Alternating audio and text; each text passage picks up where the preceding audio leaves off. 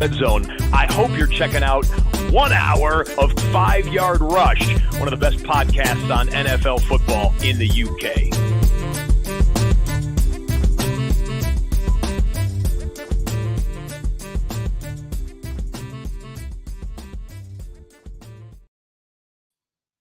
Good evening, Rush Nation. How are we doing? It's a lovely Thursday evening here. It's very hot here in the UK. Don't worry, I'm not going to be alone the entire time. But I thought because we've got a load of people waiting to draft, I'll jump on and I'll explain a little bit about tonight's show. So, auction drafts are one of those things that people really want to do and either don't have the kind of knowledge to do it, the confidence to do it, or there aren't enough leagues really going to do an auction draft. And so I've run our Listener League auction draft, I think every year for the last, I want to say like 5 or 6 years, but it could even be a bit longer than that. And with regards to auction, it's just a really fun format. It is very different. It is very unique to what there is in fantasy football. The opportunity that you could, in theory, draft, Tyreek Hill, Christian McCaffrey, and Amon-Ra St. Brown on the same team. Like, you can do that in an auction draft. You might not have much money left at the end to do it, but you can. And that's the great thing about auction drafts is you can pick yourself up. And our guest tonight, who's going to be joining me momentarily, is an expert on this. And that's because he is Drew Davenport of Football Guys. He'll be here shortly. And so Drew has been writing about auction for as long as, I think probably about 10 years now, maybe longer. I'll have to ask him. But he's been doing this a long time, writes for Football Guys. And really, he's a keen poker player. And so when I start talking to Drew about auctions, the topic of conversation about poker comes up. And it is fundamentally very true. There is a lot of similarities about knowing when to bluff, and it is much better in a live situation for sure. But also just with regards to the poker element. Sorry, I'm getting messages in the league because they want to start. There is this element of the nominations and who to nominate, and there is a nomination strategy. Drew and I will cover a bit of this as we're going through this draft. But also, it's just really important to understand that when to bluff, how much to bid for, when to hold your money back, and when to be, absolutely spot on when it comes to your bidding process, holding your budget key, sticking to your guns, having a plan beforehand, and also knowing where you can save money and where you can really spend the money. And so some of the concepts that if you haven't been listening to us for that long, Drew's been on the show a couple of times before, and we have sort of really hammered this topic to good esteem if you're a long-term listener. If you haven't, go back and listen to it, and also listen to some of Drew's podcasts. He hosts a brilliant podcast called The Auction Brief. But, having a plan of how much money to spend on each room, how much to spend on your subs or your bench, for example, how much to spend on your key players, and knowing where to hold back and sticking firm to that, and having a little bit of play but not too much is really key to this. So, but there are many ways to do auctions. There is the whole scattergun approach: spend your money early, wait until you see what you get at the end. There is the really cautious approach where you let a lot of players go by very quickly and just basically let a lot of players go by, then try and scoop up the value sort of later on as well. So lots and lots of different ways that you can go through this. Drew and I will analyze this as we're going through. And really with regards to doing this live, it was an idea I came up with a couple of years ago and I just never got around to it. I thought it'd be really good to actually explain the concept of draft, because I don't think there's that many auction players in the UK. I think people probably have done one or two and they kind of dabbled. But it's really hard to kind of talk about the science and strategy of auction without actually doing one live. So I feel like this is a really good opportunity to do that. But then also as well, each auction draft is very different. There isn't a tailor-made formula. It's not like when you're looking at PPR and you have a strategy, and you could pretty much hammer a very similar strategy in terms of roster construction build, where to build your value. And you can probably build a good carbon copy of that across a multitude of drafts. There'll be some inconsistencies there with the way that some players will be reached for, some players will fall back. In an auction, you really don't have the time, or because of the fact of its unique nature, you don't actually know what's going to happen. Unless you draft with the same people every single year and you have a real feeling for what they're going to do, it's very difficult to predict. And that's why a live auction experience is brilliant, because if you're a good poker player and you've got those tells and you can read people, and you can tell the people that are over prepped versus the people who are rightly prepped versus the people who are wrongly prepped, you can get a really good feel for what people are doing. And if not, then when you're doing this online version, it's perhaps a little bit more difficult. I'm not in the room with everyone, for example. I'm here live streaming, so I'm at a massive disadvantage to, say, everybody else drafting who can look at sheets, etc. I will be going through this sort of as we're going through, and Drew's going to come on at some point and come talk to us. Or not to mention, we're also going to have other people in the league to come through and come talk to us. So hopefully, I have sent the invite. Let's see how many people take me up on that. I'm just literally putting the link to the StreamYard in the chat. So I'm just going to do that quickly for the audio version. This might not be the best audio podcast I've ever recorded. I'm getting around and making excuses already. I'm not the best auction player in the world. I'm going to stick my hand up to this. I pretty much donate the money to the charity every year. We got our defending champion, Will Day. He is in this year. One of the things I do with my listener leagues, it's really important. And if you haven't actually played in any of my listener leagues and you're sitting here watching this, I do charity listener leagues. I've still got one going, which is our tier PPR. I've got 3 spots left. Send me a DM or follow any of the messages I've got, and you can join me and play with that. But my defending champions get to defend their crown every single year. And the only people that get to stay in the format are myself and the defending champion. And I play in all of them, so you get an opportunity to play against me. And I've sort of talked for about 7 minutes. My buddy Drew Davenport is here to bail me out of this jam. Drew, what is up, my man? How you doing? Hey, sorry to leave you hanging there. Just a long day at work, but we're ready to rock. Excellent. And are you all ready to? Have you ever done an auction draft live stream before? I have. I can't say I was very good at it, but I've done it a couple times live. Giving my thoughts as we went. Yeah. But it's not going to be easy. But hey, we'll give it a shot. Brilliant. I know. I'm dreading this because, but then I'm prepared to lose. I don't mind losing the auction. Someone wants to know, what's the album cover? I am not prepared to lose. I'm not conceding anything. The album cover right here, that is Into the Wild, the soundtrack by Eddie Vedder. Wow. But I love that soundtrack. If you haven't heard it before, it is beautiful. Do you know what? I'm a huge Pearl Jam fan, and I can't say I have heard that soundtrack. So that'll be me tonight when I go to bed, be listening to that. Check it out. It's a bit unusual. It's from the movie Into the Wild, so okay. It'll make more sense when you watch the movie, but just prepared for it to be a little different when you're listening to it. Also, not a movie I've ever heard of, so I have to try that one out. Right, we have people waiting patiently here for the auction to start, so I am going to open up the draft room and I'm going to let people in, and then I guess you and I can have a bit of a chat on strategy.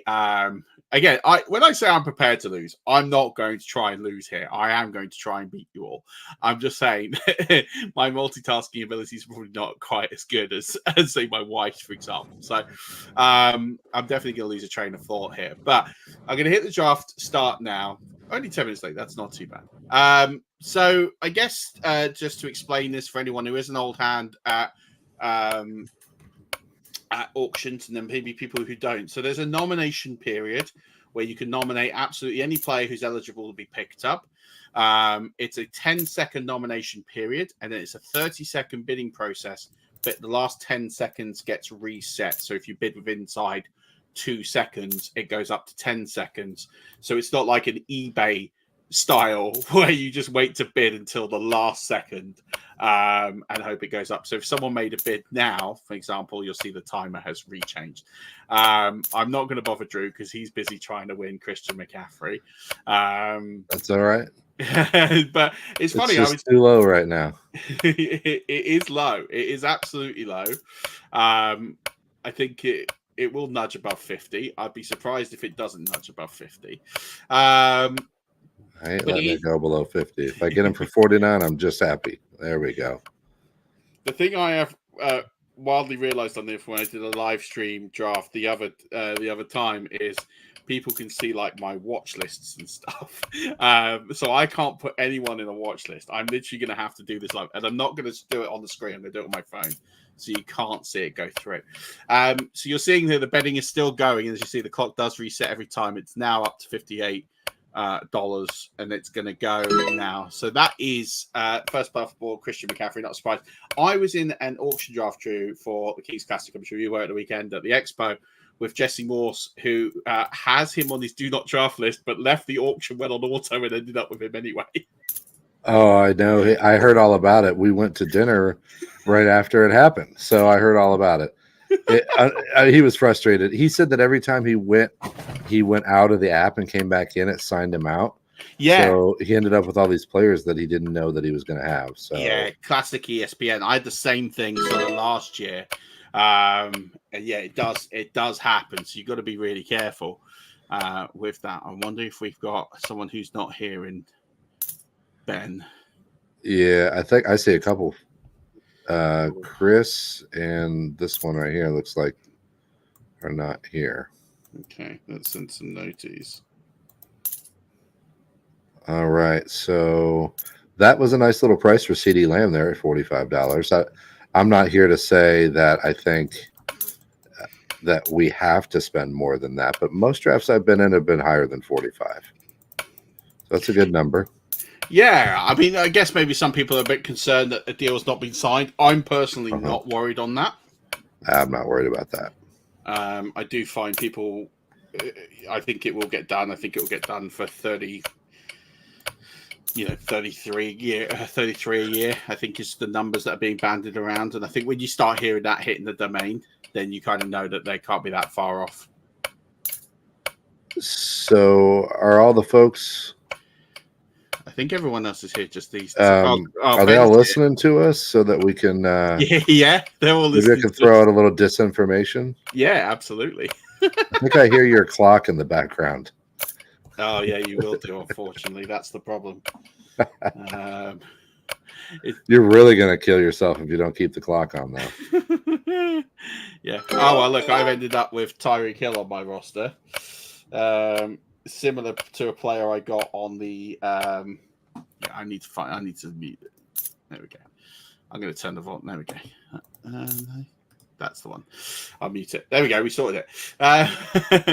Yeah, it's the same player I got in the Kings Classic. I got Tyreek, and actually for similar money. Are you seeing him go for more? Because I tend to think 50 is a good amount of money for him. So in previous years, I hadn't seen a whole lot of receivers going for over 50. Yeah.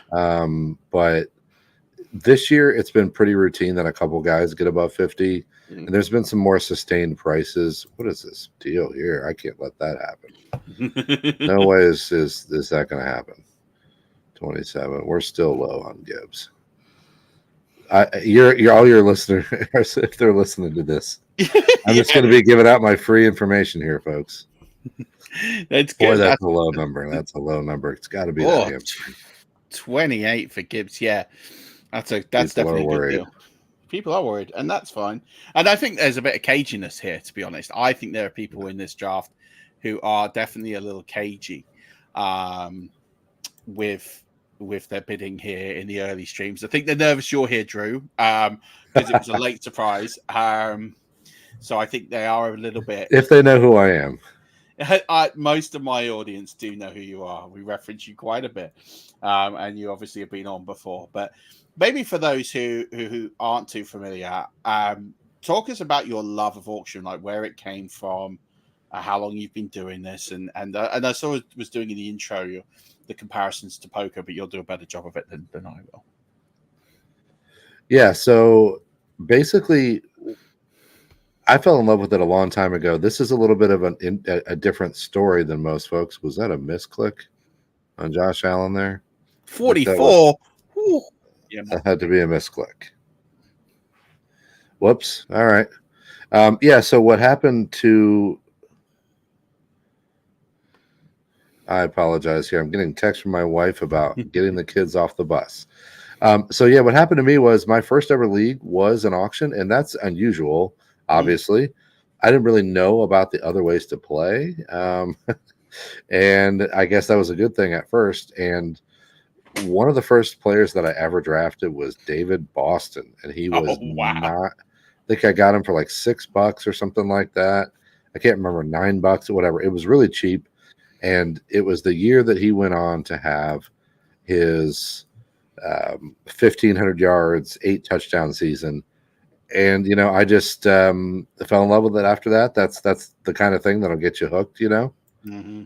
So yeah, that's my story. That's how I fell in love with it. I've been doing it ever since. Amazing. And yeah, it is a bit like a golf swing, isn't it? That when you draft a player, you get the most incredible value out of it. There is no better feeling when you've just absolutely trumped the board with a league winning, either a waiver wire pickup or draft pick or auction pick as you've made. I think it's just, there's not many better feelings out there, especially in fantasy football. There isn't. Yeah, well, and I continue to try to add auction drafts every year, and I don't think that it ever goes away. The how much fun it is, and last year I had a couple just juggernaut teams, and that's just so much fun. So much fun.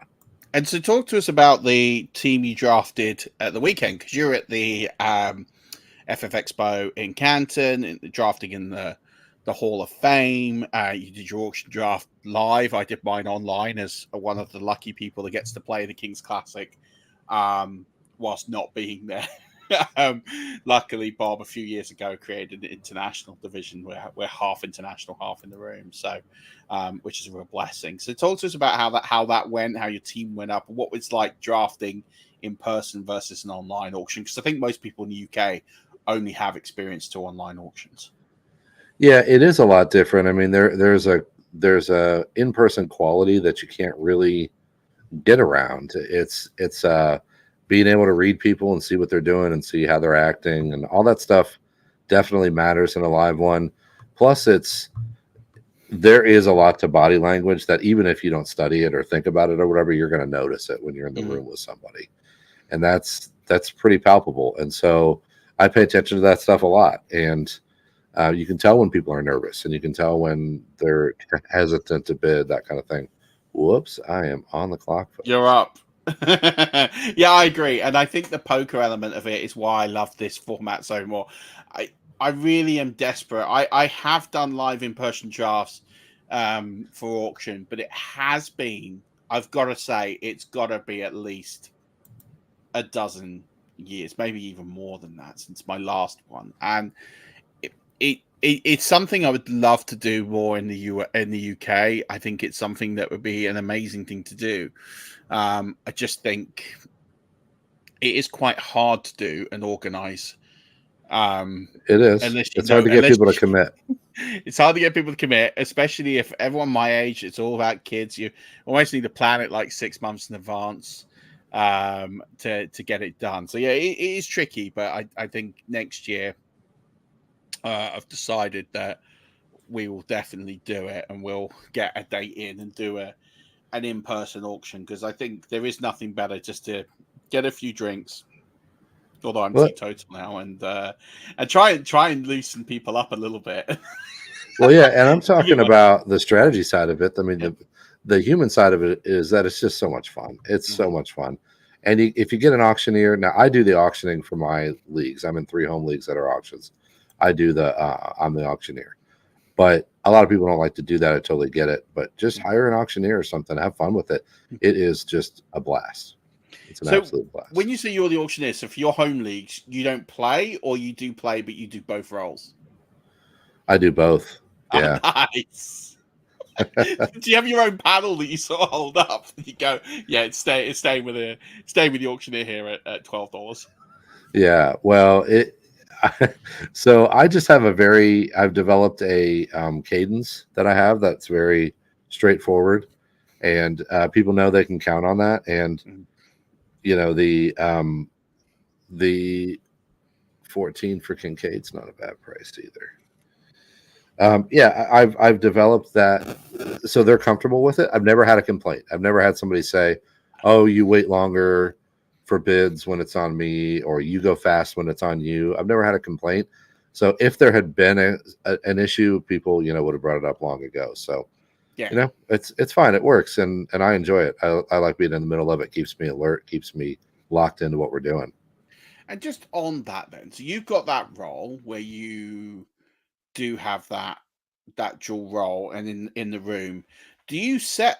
I guess because you're in the room, and it's just not this necessary urgency to have a time. Is there like a natural, like almost like a real auction, like a 3, 2, 1, it's going, final offer, or do you stick to a clock where you say right, and you have a timer that you keep going? Yeah, no, I don't have a clock live. It's just one of those things where I'm going to naturally speed up as the draft goes on. And so the lower dollar players, when it's a $5 or $6 or $7 player, I'm not going to spend a lot of time waiting on bids. I'm going to get in there and I'm gonna keep it moving. But early on, if we're talking about Christian McCaffrey, I'm going to give it a second. When the bidding slows down, I'm going to let the room sit there for a couple seconds. Then I'm going to say going once, 55 going twice, and sold. And that's going to be a pretty slow cadence there for for the top guys in the first 2-3 rounds. After that, I'm going to speed it up a little bit so that we can get the draft moving. Yeah, that makes sense. And I think that's useful to have that as a general rule, because I think it's supposed to be more fun. It doesn't need to be so rigid to have that as a rule in real life drafts, especially in person. But then I also think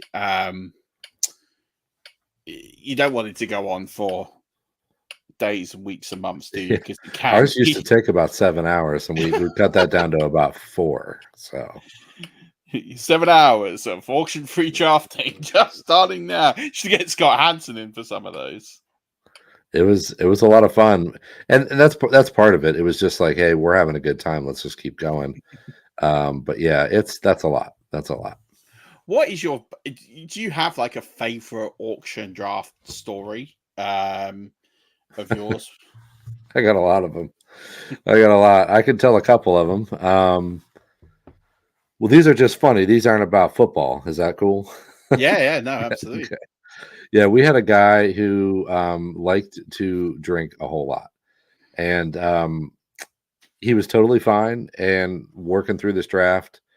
And at one point, he started to get pretty intoxicated. We could tell, but it was crazy what happened. He went from fairly sober and coherent to at one point he walked outside. We couldn't find him for a minute. We had to get him and bring him back in. And then all of a sudden, he was slurring his words pretty bad. And this is back in the day when, do you remember LeGarrette Blount? Yeah. Yeah. So this is back in the day when he was with the Steelers. Oh, wow. And, okay.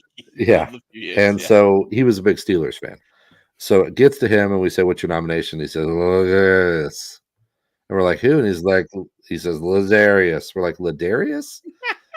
And the funny part is that he set his opening bid for like $20, which was a weird opening bid, and LeGarrette Blount was never worth $20. And we're like, "Man, are you sure that you want to say $20?"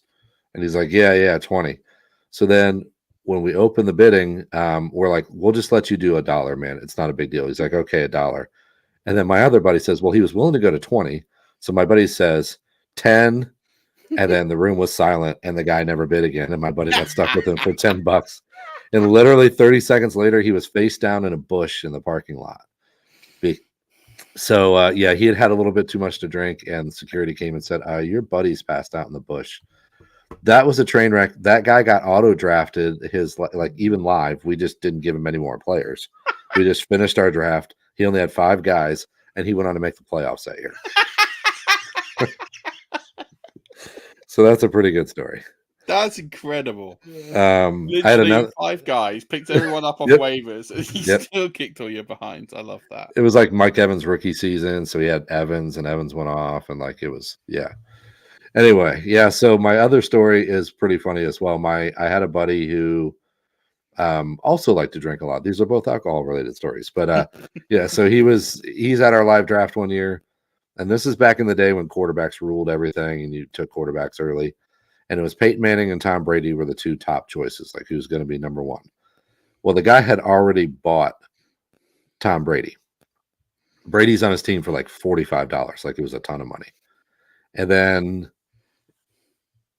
Peyton Manning comes up, and he's starting to bid on Manning, and we're thinking to ourselves, now he already has Brady for like $40 some. Why is he bidding on Peyton Manning?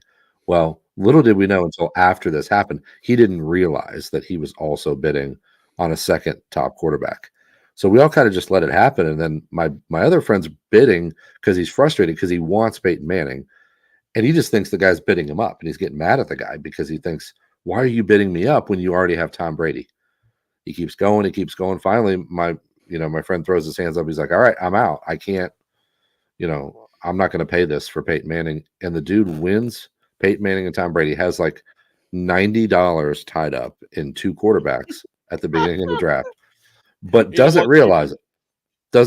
He walks up to the draft board and sees that he already has Tom Brady, and he's about to put Peyton Manning up, and he freezes and is like, oh no, and realizes suddenly what he just did. And then he turns around and looks at the room and says, well, bye week, bitches. And we all lost it. I mean, it was great because he realized all of a sudden, oh no, I just did a horrible thing. And then he pulled out the great joke that, hey, I got a bye week and I'll have a top quarterback on my bye week. So that was a pretty good story too. We haven't stopped talking about that. It happened like 15 years ago. I absolutely love that. That's absolutely amazing. I'll just update some of the audio listeners on this who aren't watching this live, or maybe both, because we're kind of not doing the draft a massive service here, telling stories, which is fine. I just won Kyron Williams for $31, which I'm excited about. I have Kyron Williams in a top 6 RB role. For me, he's kind of like the best of the rest. So I've paired him and Tyreek Hill, so I've burned a bit of cash. We've got a few people who haven't got anyone yet. You bought Jamar Chase for $42. How do you feel about that, Drew? I feel good. Anytime you're in the low 40s for one of those top receivers, I feel pretty good about it. So I told myself if somebody went below 45, I was going to take him. So I feel great about Chase there. I feel Marvin Harrison for $19. And I've been out on Marvin Harrison at draft price all off season. But Marvin Harrison Jr. at $19 feels like a bit of a steal. It is. That's a really low number. The numbers have been low already, and I've been afraid to say it, but now they're starting to creep up there. Yeah. But I should have jumped on a couple deals earlier. Harrison for 19 silly. Yeah, that is cheap. Yeah, Commissioner Casey hasn't bought anyone as of yet. Fan of Duck UK got Mahomes just now to pair with Marvin Harrison Jr. And to get the pair of them for $41 combined is pretty good going, if I do say so myself. Paul Rhodes Falcons. He has the most expensive running back room I've seen in an auction for quite some time. He spent $105 on Christian McCaffrey and Bijan Robinson.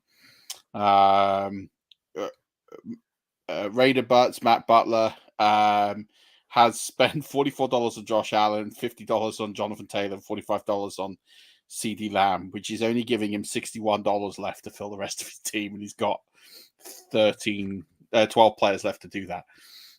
So that's going to be tricky to do. What would you do in that situation? Can you give Matt some advice on how to get out of that one? Yeah, sit there for about an hour. It will come back to you, but it's going to take a while. And you have your top 3 guys. You got 3 great players, but now you're done. Looks like we got a couple auto drafters here. That's going to make things interesting. Yeah, which is weird because definitely P155272 was here earlier on. I know Chris Budge wasn't. Oh, there's some breaking news just live that Brandon Cooks is heading to the locker room after visiting the medical tent. Uh-oh. So, we do have some auto drafters, which is interesting. So talk about what the auto, for those who perhaps aren't too familiar with auctions, why going on auto draft and what that does to the rest of the draft for everybody else.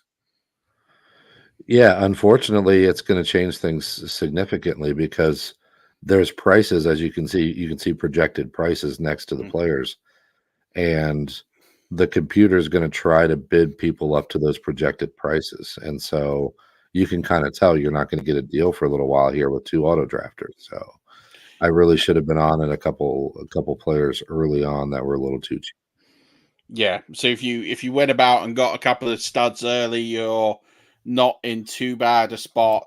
So I was quite happy to get Kyron at 39. 31 against 39 is this projected on Sleep, although I don't necessarily think that's that accurate. But and Hill is 50. And I feel like I can sit and let the auto drafters spend all their money a bit now. They are going at it, the two of them. So maybe this is a good time to talk about nominations. And at this stage, it's probably when you've got people on auto draft, you want to start putting nominations up for players you don't want, because you're not going to get the players you want at a good price you want. Yeah, you're not getting a deal. I mean, it's okay. You can pay market price. That's all right. But you're going to pay market price, which unfortunately it's going to just take a little while for the money to be whittled down. So unfortunately, somebody just nominated David Njoku. I don't care, but don't nominate at this point. You don't want to nominate somebody like that unless you just really don't want him, because he's back. He's back now. No, so that was someone who's deliberately has done that as part of their strategy. They right. Yeah, exactly. So either they don't want him or they thought maybe they would pay the market price. But yeah, I'm trying to nominate high dollar players that I don't want. Yeah. So the auto drafter can spin out some of his money, and I can then get back to drafting. And so one of the auto drafters is now back, which is Chris. So Chris is back. So we're now just down to one auto drafter, which I guess makes it a little bit easier for the rest of the room, because it is oh, by the way, this is funny. Dan Murf was pushing you and you bottled it on your boy JT. This is one of my Patreons, right? I really like Jonathan Taylor. I also knew that's what you were doing. So I'm really sorry. But I knew that's what you were doing. And so that's why I was quite happy to stiff you with him. That was the poker in the poker, as I read that was the situation. And there was 2 of you that were bidding me up. And I was like, yeah, I'm going to just get this a little bit higher so it's not a deal. And then I'm going to just pass. Is that bid 120? I think that's a mistake. Do you want to pause the draft? Yeah, how do I pause? Upper right-hand corner. You can click on those nominations. Yeah. You can click on the button. Yeah, there you go. You can roll that back. That can't be. That has to be a mistake. Who did $121? It was Crispy 83. Yeah. Okay. He hit max bid on accident, I think. Yeah. There we go.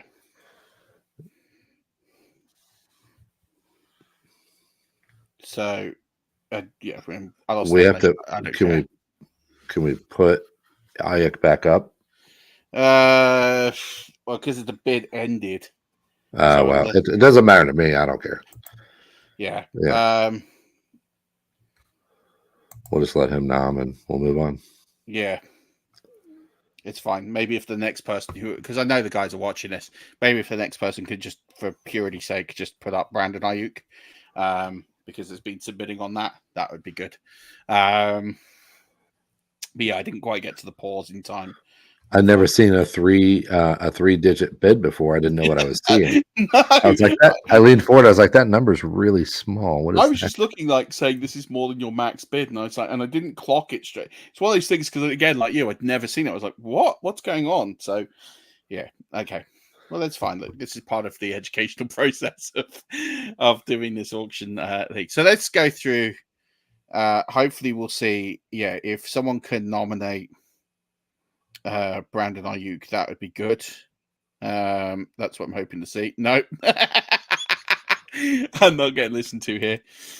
That's fine. I'll go through some of the other drafts so get everyone some time. So Chris Budge's back. He got David Njoku and Breece Hall. $62 on Breece Hall. That's hit the budget. That was on auto. Chris, come on, people. You're not going to let me have ETN for $2. Sorry. Go ahead, Murf. No. No, because I'd have jumped in sooner rather than later. In fact, I'm going to move this on a little bit. So we've got here Crispy got, before he wasted all his money on Brandon Ayuk, Justin Jefferson and Jahmyr Gibbs. Good prices on both. I know there's a bit of concern about Justin Jefferson with the downgrade to Sam Darnold, but I think $40 is a fair price. If you get your outcome, you're sort of laughing there. So I like that. James Spavin, who's AVFC JPS. Amon-Ra St. Brown, AJ Brown. I think they're two really good values on those two receivers. Good foundation to your team. What are your thoughts on those? Yeah, both of them, I should have bid them up on those. Not that I necessarily would have won them, but after I had Chase for 42, didn't really want to be caught holding the bag on St. Brown for 40, so I stopped. Same thing on AJ Brown. I didn't really want 35 on my second receiver. But man, oh man, that's frustrating because those prices are too low. Yeah, and that gives them plenty of room to attack the RB room now and get some value there. So then we've got Travis Etienne just went. Gridiron bought his Ben Burridge bought his first player. Will Day, the defending champ, has got Devon Achan $26 and Dalton Kincaid $14. And then our auto drafter P155272 has got Hurts, Barkley, Garrett Wilson, and Stephon Diggs. So it's like $131, but that's not bad if those guys stay healthy, although he will have to manage that bye week conundrum of having that stack of Barkley and Hurts. Yeah, that's a lot. And I guess you have the goal line back, though. What's that? I guess you have the goal line back, though. Yeah, that's true. No matter what, you've locked in all the touchdowns. You hope. And here comes Kenny Gainwell into the game on the 2-yard line. Will Shipley. No, don't hand it off. I played this game too long. Oh. Right, see CJ Stroud off the board $18. That seems like a bit of a par bid. Mm-hmm. That's higher than I've seen him go, but yeah. I understand the optimism. That's where we are. Yeah, no, I agree. So this is interesting because we saw this early. There was a bit of this I guess nervousness in the draft where we saw a lot of low bids, a lot of things go under the radar. People didn't want to spend the money. Then we've seen this peak of quite high bids come along, and now we're sort of meandering back downwards. So I wonder if this is sort of the next phase where there might be a few discounts on offer while people are sort of regrouping after getting their top guys, because everybody now has a player. Almost everyone has a receiver as well. Yeah, it's going to be interesting because the prices have been a little bit low. The price on Kincaid, I think, is even a little bit low. The price on Achan's a little low. There's a few overpays here, so that could be balancing things out.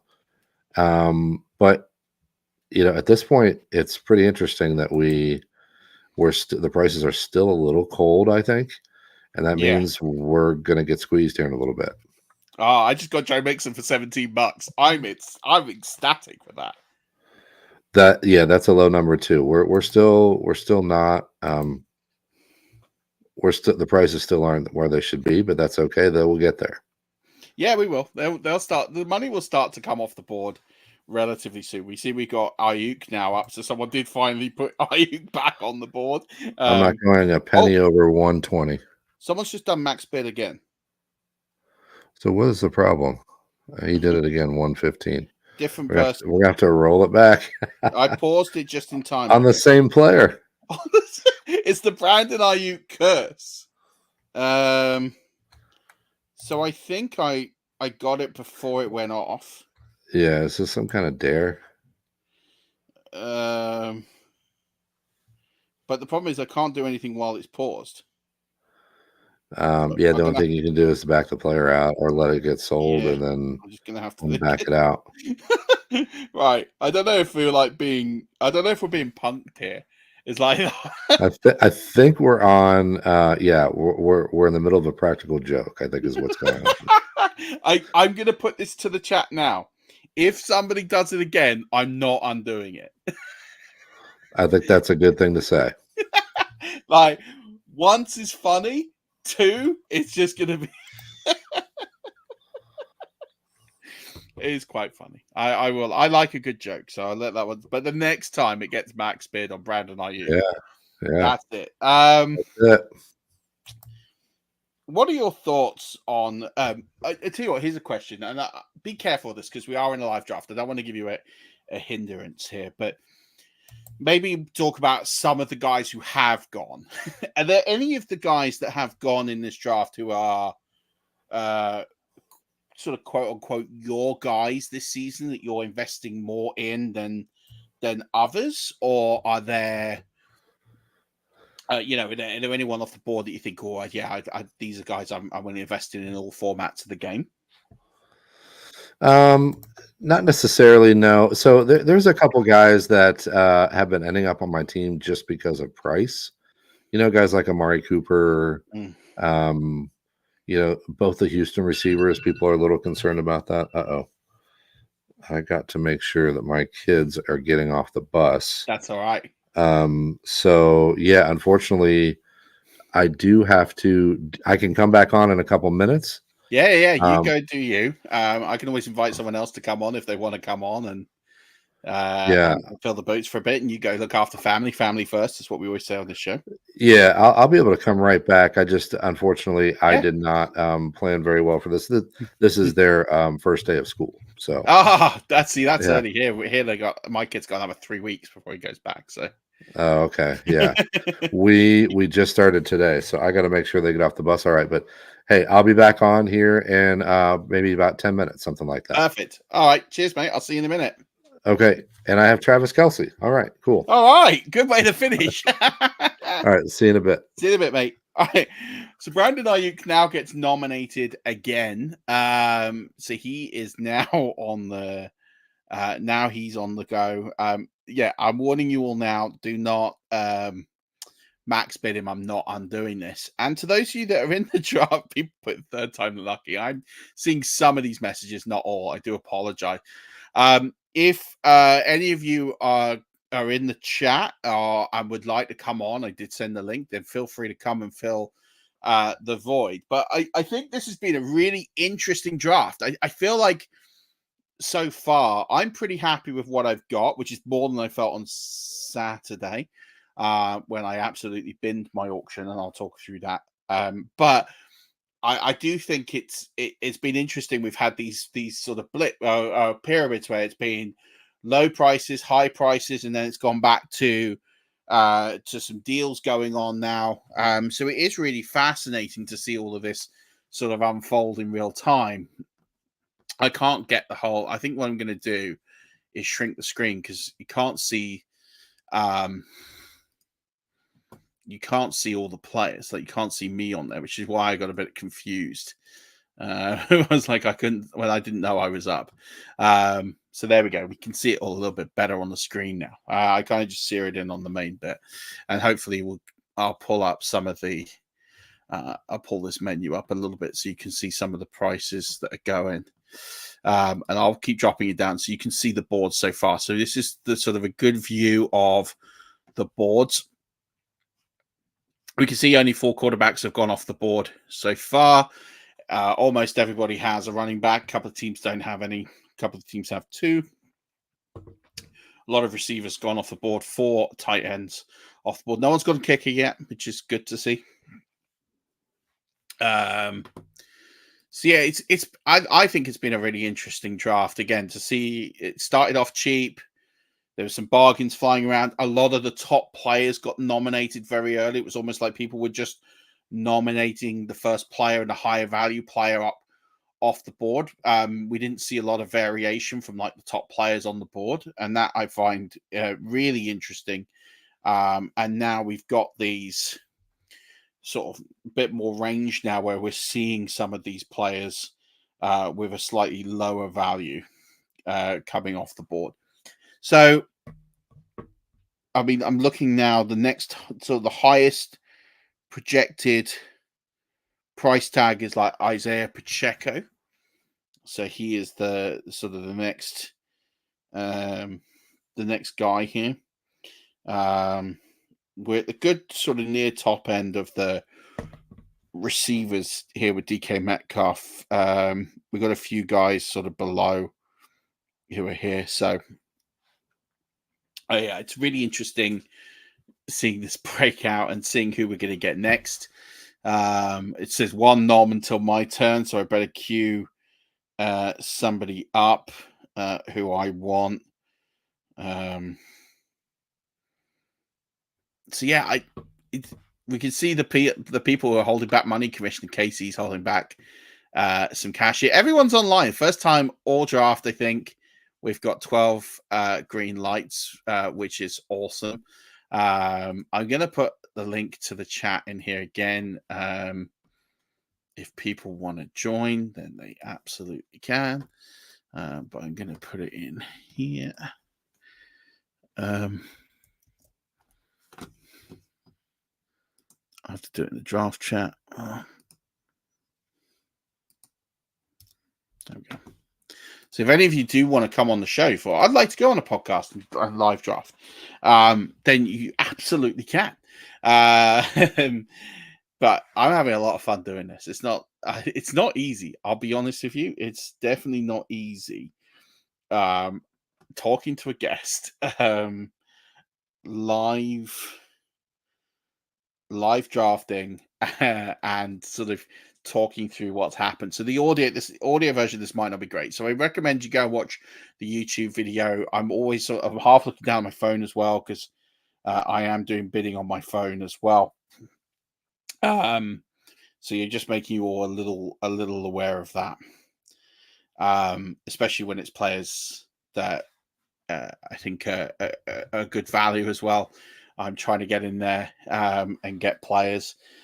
So I think we're in sort of the early, I don't want to say the early throes of this, because I do think we are sort of getting into the key part of this. We're sort of like in those sort of middle round states now where we've got players who can really make a difference to your team, and it can be a bit boom or bust here.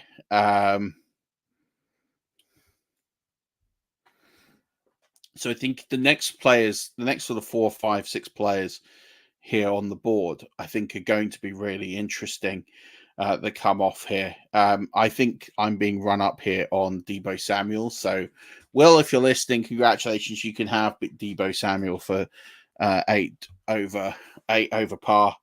I do like him. I was prepared to pay a certain price for him. I felt I was getting run up.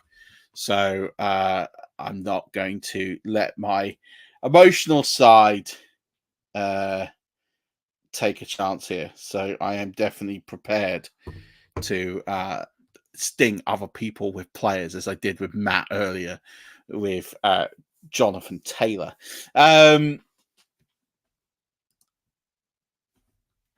Keep your comments in. If you're watching this and you're not in the draft and you want to ask some questions, then feel free to throw some on here. I'd love to sort of get some take on what people are talking about, what people think of the draft so far. You can see the board. If you're watching this on YouTube, drop us a comment. Let us know what you think. Let us know who you think's having a good draft, who you think is not having as good a draft.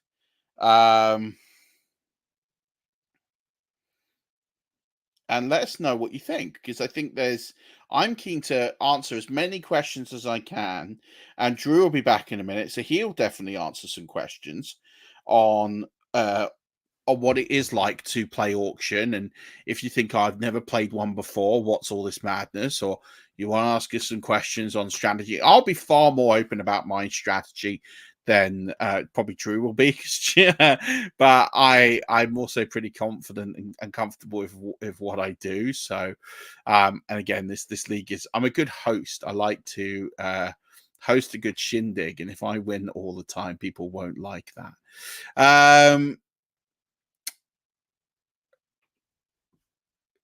So I'm trying to think, if you're listening to this on the audio, everyone's here, everyone's green dot, which is nice. 5 QBs have gone off the board. We have 12 running backs gone off the board. Isaiah Pacheco just gone off the board, $27. James is definitely stealing some value here when it comes to auction. He's going to have a lot of money left over. That's for sure.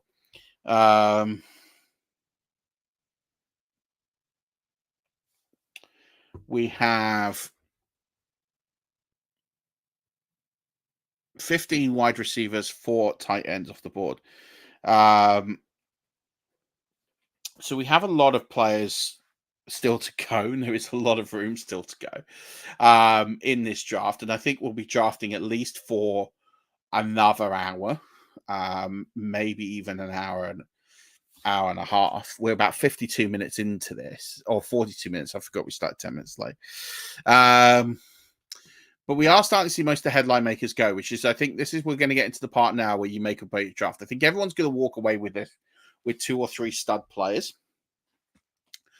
Some might get a few more, some might get less, but then they'll have more bench players or more solidity in their flex. So to run through the team so far, team 1, P155-272 has got Hurts, Barkley, Wilson, Diggs, and spent $131 on those. Next, our defending champ, Will Day. He's got Devon Achane, Deebo Samuel, Dalton Kincaid. He has spent $71 on them. Ben Burridge Gridirony has just bought George Pickens. So he has spent $52 on Travis Etienne and George Pickens. AVFC JPS James has Isaiah Pacheco, Amon-Ra St. Brown, and AJ Brown. He spent $100 on those players. It's good value. Crispy83 has got Jahmyr Gibbs, Josh Jacobs, Justin Jefferson, DK Metcalf, and spent $111. So it's in really good range here for the money spent so far. Chris Budge has got CJ Stroud, Breece Hall, and David Njoku for $101. I think that auto on Breece Hall hit the hole a little bit, but at least he's got a top running back to go for. So not a bad spot to be in. Matt Butler tried to run me up on Jonathan Taylor. It's got Josh Allen, Jonathan Taylor, and CeeDee Lamb. Spent $139 on those players. Paul Roberts has spent $105 on Christian McCaffrey and Bijan Robinson, so he's going to be waiting for a while. Drew, our auction expert, spent $93 on Kyler Murray, Jamar Chase, Brandon Ayuk, and Travis Kelce. Funny that he got Brandon Ayuk after all the issues we had with him live. Thunder UK spent $89 so far, and spent on Patrick Mahomes, Marvin Harrison, Puka Nacua, and Sam Laporta. That's really, really good sign there. Commissioner Casey's been really good here. Diligent Business, Devontae Adams, Drake London, T. Higgins, and spent $73. I've spent $98 on Kyron Williams, Joe Mixon, and Tyreek Hill. So it's pretty balanced. There's still a long way to go, except for Matt, who has spent most of his money, and Crispy, who has also spent a fair bit, and P155272. These guys have got the lower end of the money. I think Commissioner Casey's got the most. Ben Burridge, Gridirony, and Will Day, our defending champ, they've got the most money, and Crispy as well. So there's a good amount of money still to be spent. To explain the concept towards the end of the draft, so there is a lot of space still to go. You see all these spots where you got to fill, and you think, wow, they've got through only this many players in 45 minutes. This is going to take 3 hours. When we start to get to the ends of it, a lot of the picks go very quickly. The dollar amounts are a lot less, but then also not to mention when the dollar amounts are less, but also when the teams start to fill up, there'll be less people bidding. But then also you get to a point where people are almost out of money. So a lot of picks go what we call auto pick, where effectively you just select a player and it automatically goes through and you don't get the time. So the last 30 to 40 picks actually tend to go very, very quickly. I saw Chris Budge. I didn't see he's actually got Dak Prescott, so he's got 2 quarterbacks. So the last 30 to 40 picks here really fly off the board. So if we're doing the maths here, and we've got 180 picks in this draft, and we are currently 17, 29. 33, 34, 35, 37, 30, 39, 40. We're 41 into, so 139 picks left. So there is a long way to go. But having said that, it's a really good time to get involved. And this will start to speed up again as we go through. I can see that Ben is not going to let me have Michael Pittman. That's fine. I'm okay with it, Ben. You can have Michael Pittman. He let me have him. So, okay, I only had to pay $2 more with that last minute bid. Well done, Ben, for making me spend $2 more. But I'm very happy to have Michael Pittman on the team. That suits me down to the ground. I was a bit quiet there because I was bidding and I was hoping to get him there. And I'm bidding now for Lamar Jackson. He is currently on the block here. We'll see how much he goes for in this range. Matt's trying to run me up again. All right, Matt, I'll bite this time. I'll overpay for Lamar Jackson. It's fine. I don't have a problem with that. So just in a matter of seconds, I've just spent $48 on Lamar Jackson and Michael Pittman. So my auction is coming together. I've got a team of Lamar Jackson, Kyren Williams, Joe Mixon, Tyreek Hill, Michael Pittman. I feel pretty good about that. I still have a bit to go with my team and not a lot of money left. So I might be taking a back seat for a little while as this goes through. If there's any comments in the chat, please do feel free. I can't see comments on X, I don't believe. So I think if it is a case of you're sending them on X, I don't think, unless they fix that issue, I can see them on the live stream. So definitely send them through on YouTube, or do send them through other places, or Facebook. We're on there. Those are the ones I tend to be able to see. I'm just going through, see if there's any more questions. No, it doesn't seem to be.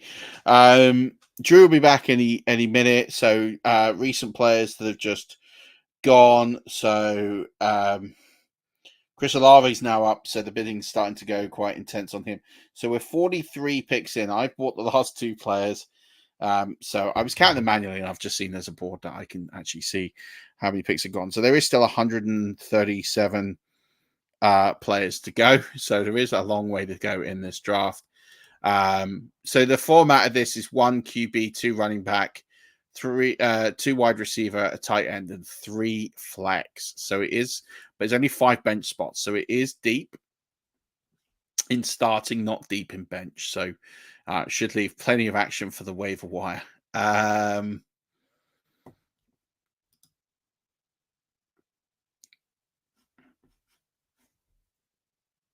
This bidding for Chris Olave has probably been going on for about 4 minutes now. It's literally going up dollar by dollar. Oh, I get to nominate. I'm going to get to nominate, so I'm going to nominate someone really interesting, and I'm going to nominate. Oh, I didn't let me do it in time. I wasn't quick enough, so it's maybe do Jane Waddle. That's fine. I'm I don't want to do it. So that's all good and dandy, and it'd be too expensive for what I want to do with the rest of my team. So I'm just checking. I think I have the most players, along with Chris Butch, 5 each. Several teams have 4. Several teams have 3. In fact, no one's 3. A lot of teams have 4. So I'll rate Matt Butler's 3, and 2 teams have 2. Opposite ends of the scale. One's got all their money tied up in running backs, and the other has got a nice spread diversity and has more money on the board than anywhere else because he's making everyone spend money, aren't you, Ben? You maybe spend $2 more on Michael Pittman, who I'd like those $2 back. I might charge them to you in person next time we go for lunch. Drew's back. Hi, Drew. How we doing? Well, we've moved on a little bit in this draft since you left. We're approaching the pick 50 now, so to explain that things will speed up at the very end of the draft. Jude Auto, you ended up with some players as you left. Kyler Murray was someone who you got when you were picking your kids up. I bet they were thrilled. You pick it up, you glued on your phone. Well, do what I got to do, right? I got busy in about 30 seconds and bought Michael Pittman and Lamar Jackson back to back. I did a bit overpay for Lamar Jackson, but I was okay with it. But I felt happy with Michael Pittman for what I got him for. Yeah, Murray's a poor man's Lamar Jackson. Hopefully he's going to be 85% of Lamar, and if he is, then I'm happy about that. Yeah, absolutely.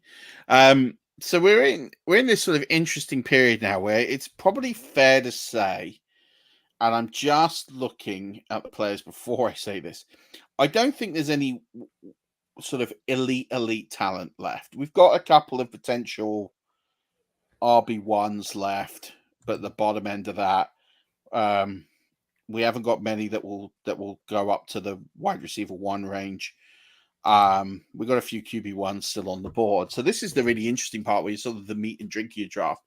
For those that don't know about auctions, what's a good sort of view on a top line without giving your strategy away of tackling this portion of the draft now most of the studs are gone and the excitement's gone a little bit from the draft? Well, I will say this room is actually very judicious with their cap space. Nobody out there really kind of going crazy. Only a couple teams have really spent a lot of money on any couple of players.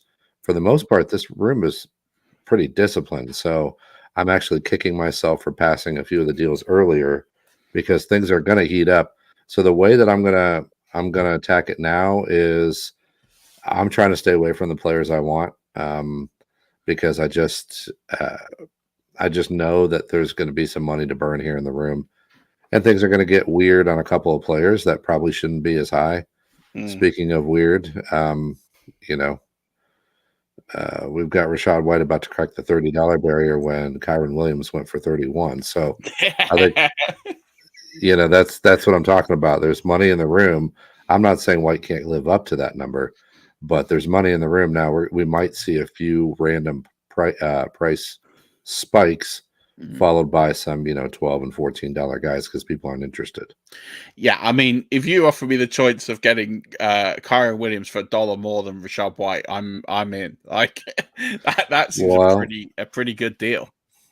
That is a direct relationship to people not spending early. So that's why we are where we are, unfortunately. Yeah, it's interesting because he went for $2 more than Pacheco, which I like. But then you've got, there were a couple of steals. Like Aaron Jones went for $13, which I think is a really, if you're looking at some of these prices of these running backs, like I think 30, he had to get a bargain somewhere because he spent 62 on Breece Hall, which I think was an auto pick. But that's a good way of bringing it back because it kind of levels off your room a little bit now because, all right, he's gone 75 on his 2 running backs. But I think he's got one of the top 3 running backs, and he's got a really good contender for someone who, if it all comes together, could be a bottom end running back 1, or if not, a solid RB2. Yeah, I was just on Twitter talking about that running back room the other day. It's interesting that people aren't more interested in Ty Chandler because Aaron Jones, I think, is going to be exactly what we want him to be. He's going to be a 12 to 15 touch guy. They don't want to load him up, and they want to keep him healthy throughout the year. So they're going to sort of keep him fresh. And I think that's going to be the way he's going to be most effective. So you're going to hope for a high fantasy point per touch total. But yeah, $13 is a really nice price for a guy who could bring you 1,100 total yards and 40 catches, And I actually think now that touch range goes up with the JJ McCarthy injury, because I think they're not going to want Sam Darnold to throw the ball 35 times a game. No. He's never been able to do it. So, yeah, they might bring Ty Chandler in and split that role out, but I see the running backs getting 30. They could get up to 30 carries a game if the game script goes with them. Right. And so I think that increases his role, because even if they split that evenly, which they won't, 50-50, he'll still be involved in the passing game. So I think, and especially with what you've got there with Darnold, I think they will keep it short and simple. And he does better throwing to those high percentage throws. So I actually think that Aaron Jones becomes a bit more of a fantasy up, but then I think Ty Chandler goes more up in the direction. I think they both now, with that injury, goes really, really sort of upwards. And actually, I'd almost be fading Jordan Addison as a result of that, because I actually think there's a lot of things to Jordan Addison. There's this injury, there's this court case, which I know you talk about on Twitter so much. There's just so much to not want to be part of Jordan Addison that I don't think I can take him anywhere anymore. It's hard. It's going to have to be a pretty big discount at this point. Now, it sounds to me like he may have escaped a major injury. He might not get suspended this year, in which case maybe he's going to be a decent value, but we'll see. It's certainly, there's certainly a path to him playing all 17 games this year, but there are some hurdles he has to cross first. And of course, that's making his price, go down quite a bit. So, yeah, and it is. Let's be fair, it is going down quite a bit. But this is why I talked about this twice. I talked about it on my show on Friday morning, and I talked about it on the Fantasy Wildcard Rewind show on Monday, where they kindly had me on with Hannah Rowland and Lewis Wood. And I talked about that Jalen Naylor for me is probably the best free sleeper in drafts right now, because you've got this uncertainty with Addison, with the injury, and also then with this potential suspension. He's going to win that wide receiver 3 job in the slot, and we know that Sam Darnold now is going to go with those high percentage throws. I just look at Jalen Naylor and think, hey, he's free. I'm grabbing him everywhere I can. What are your thoughts on Naylor? Yeah, I had, it's funny that you should say that, because I really just started to think about him recently, because I wondered what was going to happen if for some reason Addison wasn't available.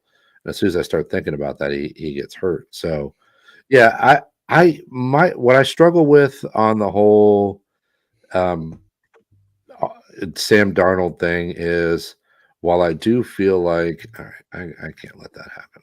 No. We're not letting Cup go for $22. So maybe I'm going to end up with him, and I'm totally fine. I needed one more receiver. Yes. All right. I just needed one more receiver, and I got him. Yeah. There we go. So yeah, I think that the thing with the Vikings is we assume that Kevin O'Connell is going to be able to get the most out of the offense. I tweeted out the other day that they've been in the top 10 in pass rate since he got hired. Their overall pass rate percentage has been in the top 6, I believe, both years. He's also top 10 in situation neutral pass rate when leading by 7 and when trailing by 7. So virtually every category, he leads the league in pass rate. So I think there's going to be plenty of opportunities there. I'm not sold on Darnold. I've always been a Darnold guy, which is kind of funny. So I should be excited for this opportunity.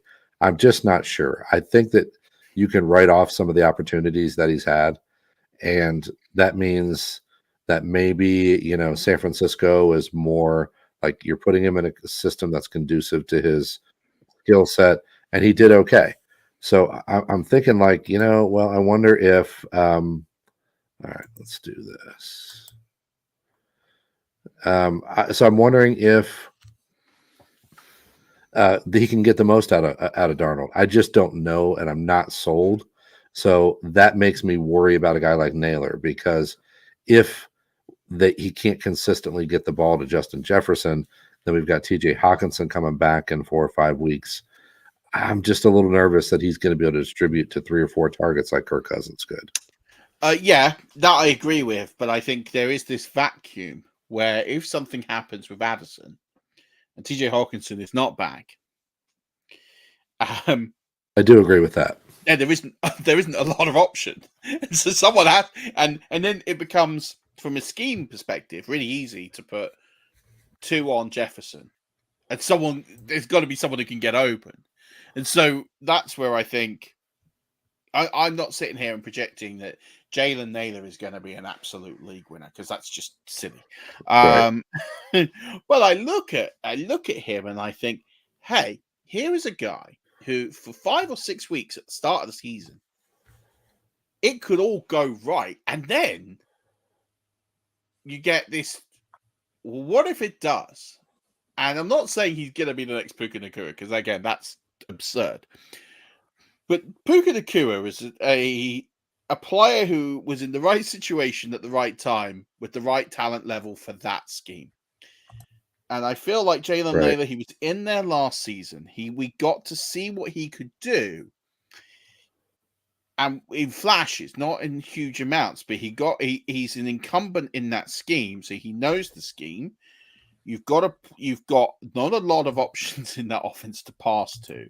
And then all of a sudden you've got this vacuum of targets. And I just think perfect storm, chaos theory. What if he ends up with 10 targets a game? Yeah, I see the path. I see what you're saying. It's not, to me, it doesn't scream likely path, but I get it. And certainly in deep leagues, you got to think about it. These are the kinds of questions you have to ask. It's definitely not likely, but I would say it's more within the realms of possibility than, say, I catch Sam Darnold being a top 15 quarterback in fantasy football this season. We get a lot of people who are very, very confident in Darnold. I am definitely not one of them. No. No. But, I mean, it's interesting because he's on the same sort of career pathway as Baker Mayfield in a lot of ways. Started to bounce around the league a little bit, it's starting to not really go for him in a lot of ways. And but if he lands in the right spot with the right opportunity, and this very well could be for him, this could be a really good opportunity for him to land on his feet and to get that final chance that Baker did, that Geno Smith did, that I think it could potentially work for them. Yeah, and we certainly have seen evidence that when you're in the league longer, it matters. It does matter, and specifically at that position. So, I'm not planting my flag, but I'm open to it. I just drafted Jefferson because I got the number 8 pick in the Kings Classic this past weekend. Yeah, and I took Jefferson with the 8. I was happy to get him in the 8th pick, and then of course the McCarthy news comes out. But yeah, I was pretty happy with my Kings Classic snake. Now I absolutely bombed the auction, Drew. I'm a bit embarrassed. I unfortunately tied all my money up in Amon-Ra St. Brown and Tyreek Hill because I couldn't let them go for the prices that they were going for. But that did hamstring me for the rest of the draft. So I basically struggled with clawing that back a little bit. So I have like a decent starting team, but the bench is very, very week, I think it's fair to say. Well, you guys are a 14 team as well? Yeah, 14 team as well. Yeah. Well, that's what I did. I didn't spend any money on my bench. I don't even care. I don't care at all. I'm like, you cannot have a good starting lineup and a good bench. It's just not possible in that format. No, but so I just didn't worry about it. No, but I did have to go a bit thin as well towards the end of the starting lineup because I had run out of money. But I must say my snake team turned out all right. Now keep in mind I was picking 14. My roster turned out in the snake at 14.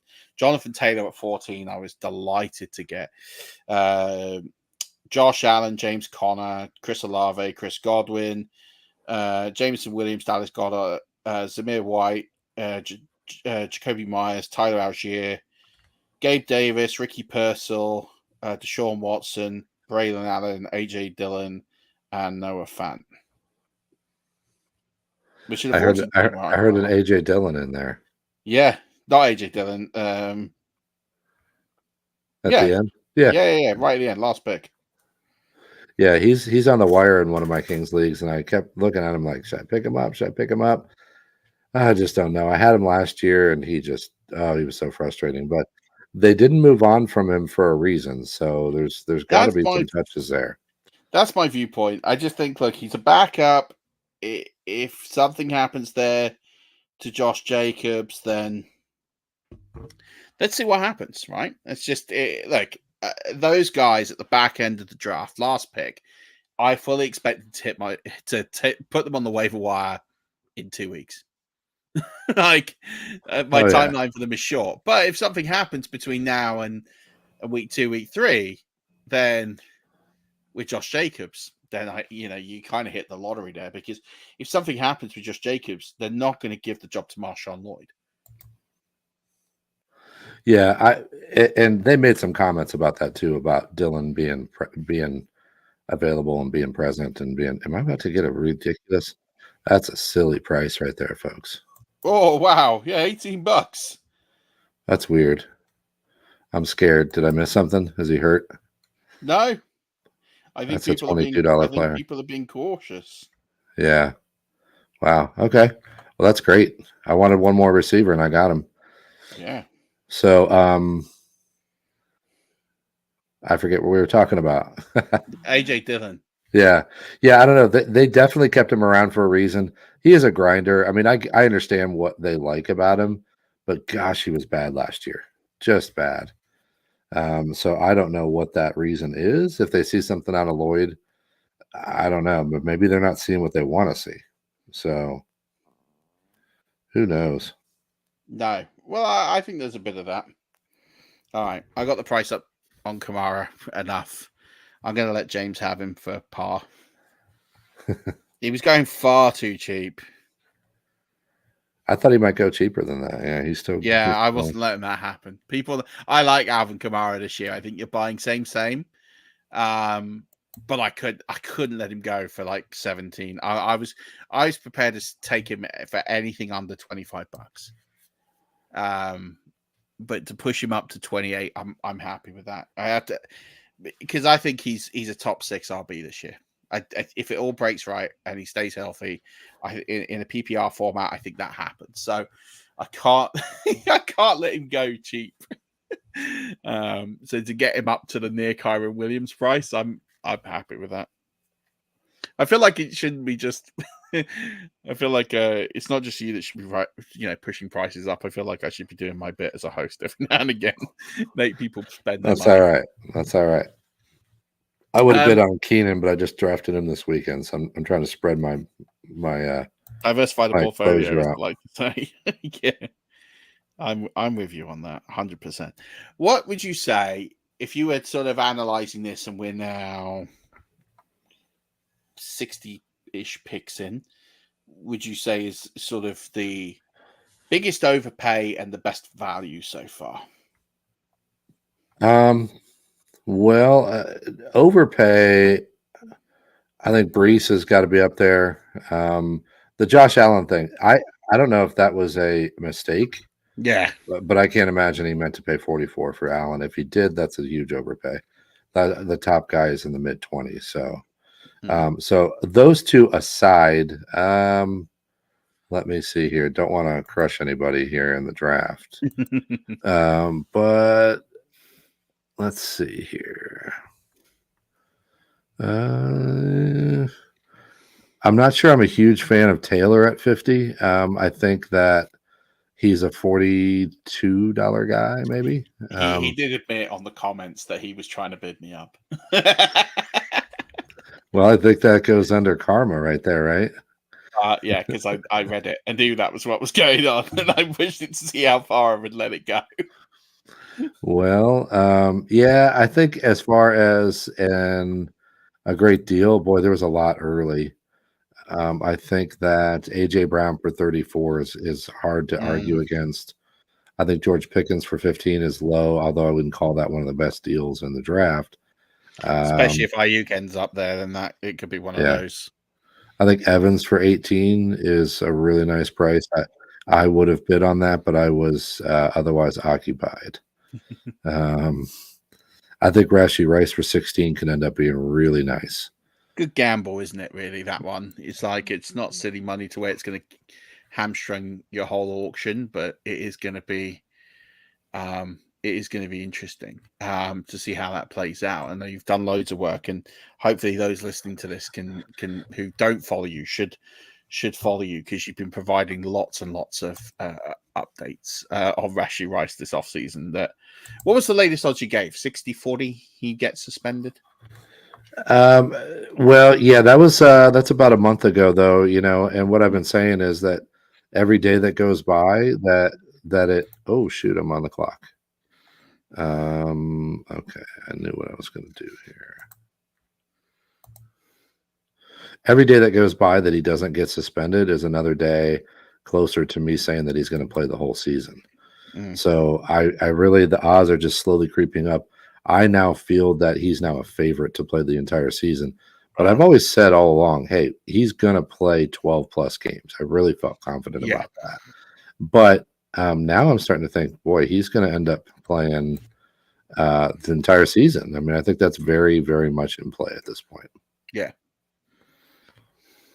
I think that's a fair cop. And I think you're right. It's starting to trend that way, that it's definitely more likely than not that he does that. And that's it's definitely interesting, isn't it, that case, because I do think he gets a suspension at some point. I think we can pretty much all agree on that's something that we can expect to happen.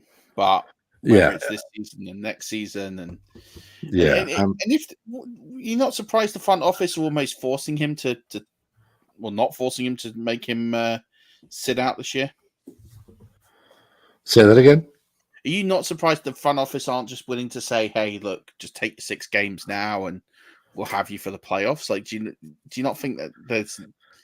No, the only I don't think so. Only because in the past teams have attempted to do that kind of thing, and then the NFLPA goes berserk and says no, that's not part of the bargaining agreement. You can't impose unilateral suspension. Plus, I think that it's also about, we don't know exactly what he's going to end up with out of this case. And what I've said all along is the fact that this all went silent is a little bit weird, because I thought we would hear about a court date or something like that. And I haven't heard about a court date. And I'm wondering if they haven't indicted the case yet. So I don't know how many of the folks in the league are listening are from the UK, but in the US, you have to get, after the police agency files a complaint, then there's a grand jury of people who look at the case and decide whether or not to actually indict the charges and formally file them as felonies. So I'm wondering if they haven't indicted yet. And if that's the case, maybe we're seeing negotiations going on behind the scenes, or maybe they have a lot of evidence they have to compile and present, and the grand jury's just backed up. Keep in mind, this is in Dallas. Who knows how long the wait is for the grand jury? So I don't know. I don't know what the reason is, but there's got to be a reason we haven't heard anything. And we've heard nothing. So it's pretty weird. It's pretty weird. Yeah, it is very weird to see that happen, and yeah, I would like to say that there was. I am surprised that they do drag their feet in these cases. Like, I would have thought that by now, especially of what's happened in the last few years with regards to incidents in the NFL, that they would expedite some of these. And I appreciate that you can't circumvent the legal process, but I would have thought that the NFL, and maybe it is their job to stay neutral, and that's probably a good thing that they are. But I'm just surprised that some of these cases aren't expedited and dealt with quickly. And I think the Jordan Addison one, given what's happened with, like, say, Henry Ruggs, given what's happened with the rookie who died as a result of a traffic incident, who was Jordan Addison's teammate the week before that incident happened, that the NFL wouldn't be out there making some sort of example of these cases. And I appreciate they've got to go through some sort of legal representation, but I think the facts of the Addison case, and you're the lawyer, so I'm asking you this, is it not as cut and dry then potentially with Addison as? Well, that's the issue. It rarely is as cut and dried as we think it is. I often get cases like this where it seems like it's pretty straightforward, but you don't play the process out by not doing your work, you know. So you can. It's easy to say, "Hey, look, he was asleep behind the wheel. He's obviously this and that." But you got to go through the process of getting a chemical test, whether that's a breath test or whether that's whether that's a urine test, a blood test, whatever the case may be. You got to go through that process. And part of the reason that you make them go through the process as a defense attorney, they got to do the right thing. They've got to do the case the way it's supposed to be done. And so you can't walk around that stuff, because if they make a mistake or they don't keep the evidence right, or maybe the evidence isn't as strong as we think it is, because we've only heard media reports. We haven't heard anything about why, about what exactly the evidence is. So it may be simple. But it's also possible that it's not. And you don't practice law with it's probably this or it's probably that. You just check it out. And unfortunately, we got to go through the process. Now, maybe they're working, again, just like Rice, maybe they're working on a deal behind the scenes and we don't know about that. But, that's kind of stuff that I can't guess about. But we'll find that out soon enough on Addison. His first court date, though, is until the 7th. And Rashee Rice, as far as we know, doesn't have a court date yet. Yeah. So it sounds like the Rashee Rice one is a far more complicated case, and that's probably why it's taking its time. He is obviously, there's a lot more, and that's probably fair enough. There is a lot more complexity to that case. There's a lot of evidence that has to be gathered, and that does make it perhaps a little bit more tricky to do. Whereas the Addison one is, are there any witnesses? I assume, as you say, the medical test, they are what they are, right? It's the facts of the case, but at least the facts are, once they're gathered, it's pretty clear cut. He was either under the influence or he wasn't. There's no grey area there. There's a specific line that's drawn, and he either measured over or under that line. So I guess it makes sense that one would come up. Do you think potentially that the NFL, with all of these incidents that have happened in the last few years, as I sort of alluded to, might make more of an example of Jordan Addison and or things in the future, maybe in the next collective bargaining agreement? It's possible, though. They have some pretty set standards in the NFL substance abuse policy that are, I believe, they've been around for a little while. So I think they're pretty happy with them. Alcohol-related offenses are 3 games. I'm not sure they want to go above 3 games to start. Your first offense should be a 3-game. But then after that, aggravating factors can make that go up. And more often than not, the aggravating factors would be prior instances. So, that's what I think that 3 is a fair start. And I think it would be hard to bargain that upwards, if that makes any sense, to make the players agree to go above 3. Yeah. Okay. To start out. So I'm not sure that, I understand your point. I think it's a valid point, but I don't know. I'm not sure. Yeah, because I just think that the fact that there are more and more of these incidents now, for me, I think it's ludicrous that players don't have drivers. Like, I don't get that. I like, it's not an expensive thing to do. We see lawyers drive around in Lincolns, and I know that's a really throwaway sort of topical reference and pop culture reference, but it is seen, and it is something that does happen. That we can't do the same for NFL players. Like, they have drivers, and like, I personally am all for players cutting loose. I think they work hard. They should be allowed to cut loose. Just get him a driver. Like, it just seems to be there should be a number on a card. Like, hey, we've driven. I didn't expect to go and have a few. I've had a few. There's a number you call, and someone comes and gets your car and drives you around. Well, we do, that's the silly part about it. It used to be like, oh, it's hard to get a cab or whatever. And then, oh, you got to spend $600 on a limo. I mean, I get all that. They have the money, first of all. But second of all, now with Uber, there's zero excuse. Zero. Yeah. You just want to get behind your car and go fast, get behind the wheel and go fast because you're young and making bad decisions. There's no excuses anymore when you can pick up your phone and order an Uber. There just isn't. So you're absolutely right. And with the amount of money they make, they could have a car service for a couple $100 to go out. Yeah. And that's the thing. And if there's a group of players, I mean, if you're worried about the money, not they will be, is you can split it. It's just, it's just one of those things. So, yeah, I hope that the NFL starts to crack down. We've seen in the last, and these aren't all due to alcohol. The kid who lost his life, the rookie out of Minnesota, he obviously didn't lose his life because of alcohol or anything like that. It was a road traffic incident.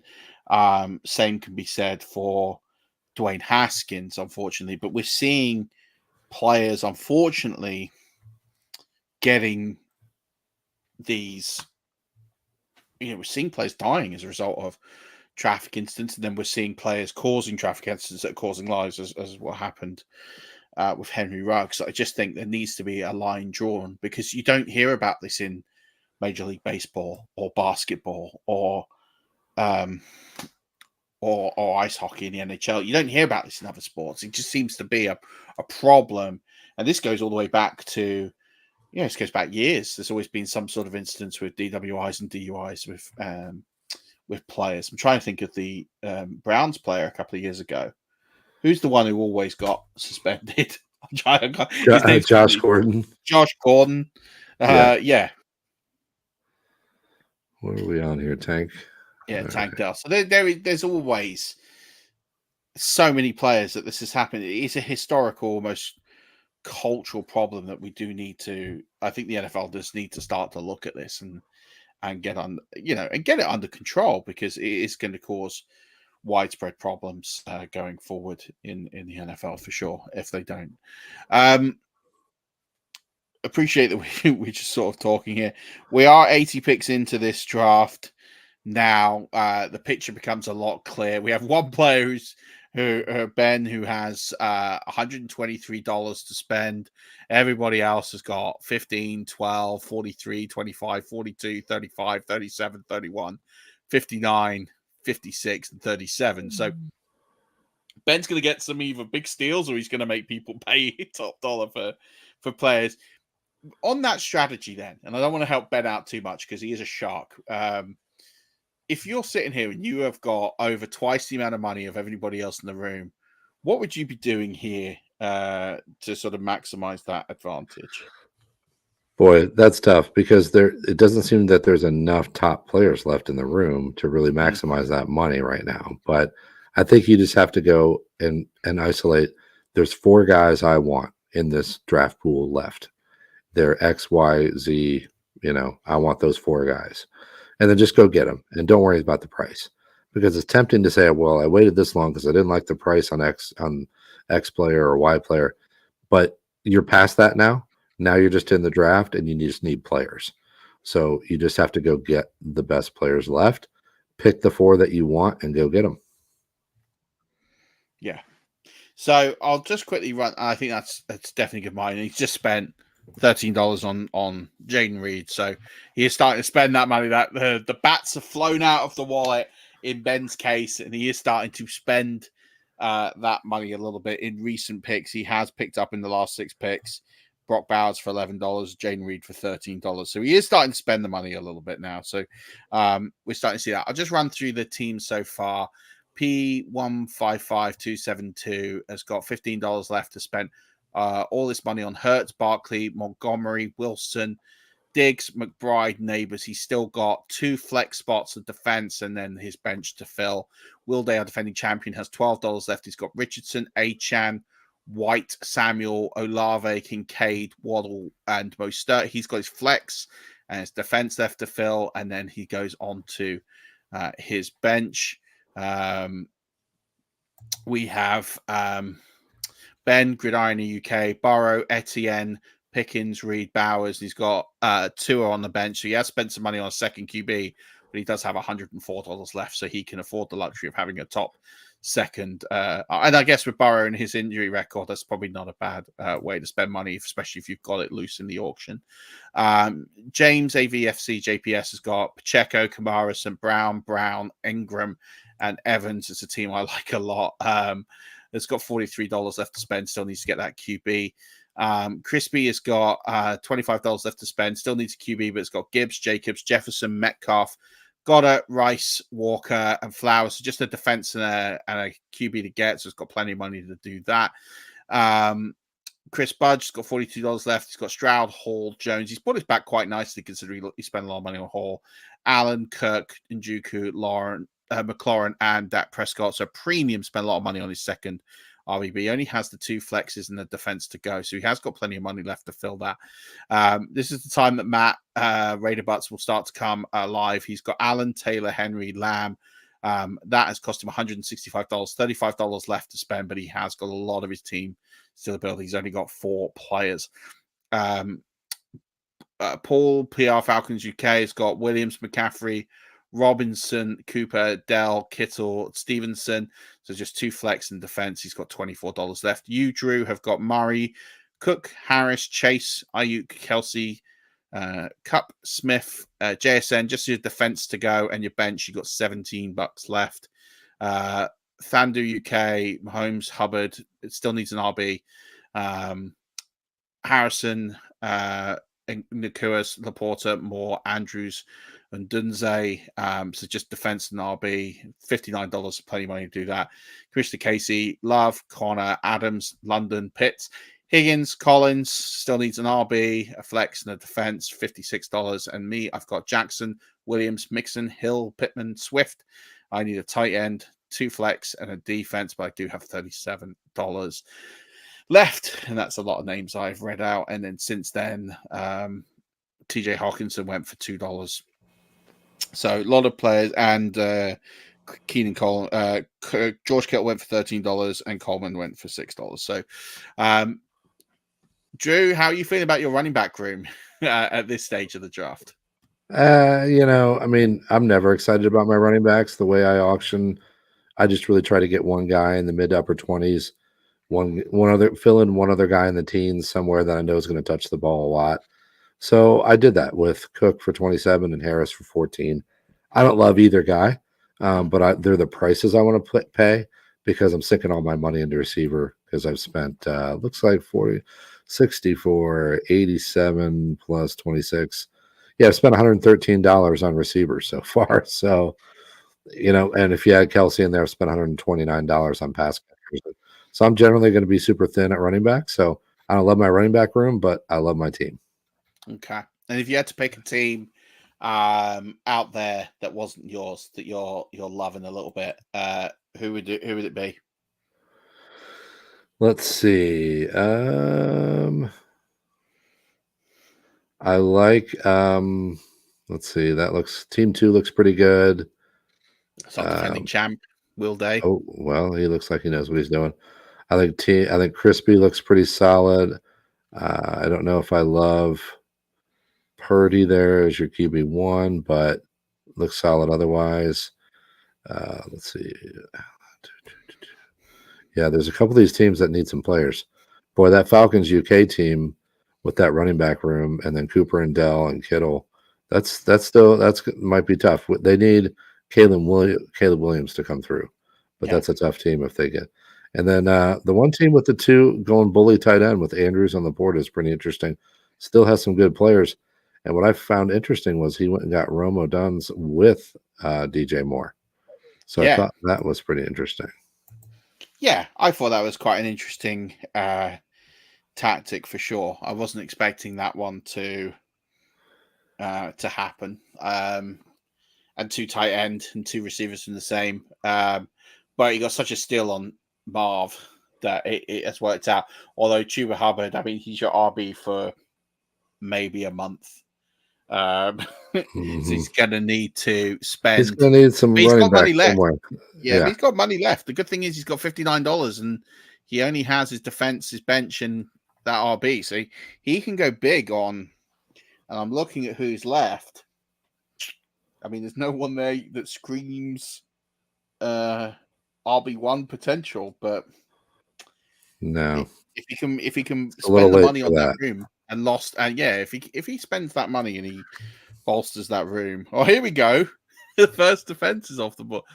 Was this you? Did you nominate the 49ers? I did.